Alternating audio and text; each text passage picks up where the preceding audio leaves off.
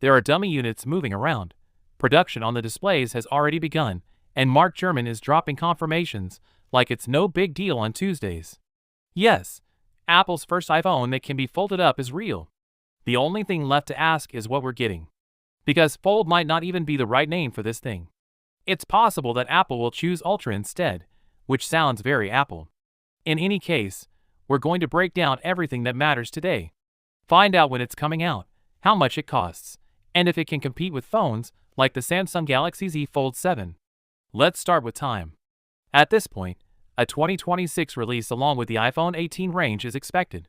We've heard early numbers before, but this time feels different. When Gurman talks in public about screens that have already been made, Apple is usually saying, "Okay, we're locked in." Still, don't count on it happening right away in September. Really, it makes sense for Apple to launch the iPhone the way they always do, and then hold off on this until December. Apple will want to make sure this is great before putting it on the market, because it is their first product. As of now, most experts think that the price will stay around $2,000. Pretty much the same as Samsung's foldables. Apple might slightly undercut that, but the truth is that this is their first folding phone, and it's full of brand new tech. They're not selling for cheap.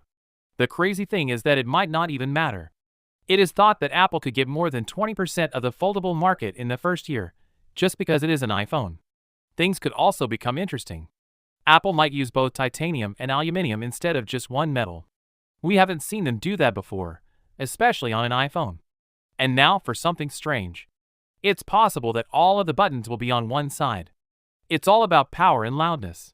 A lot of the time, it will only be eSIM. There is no SIM card at all. It's still not clear how to unlock. Touch ID might come back, which would be pretty strange after all these years, but Face ID might still win if they can figure out how to make it work better. That's it for now. This is where Apple could bend a bit. It's said to be insanely thin when unfolded, maybe even thinner than the iPhone Air.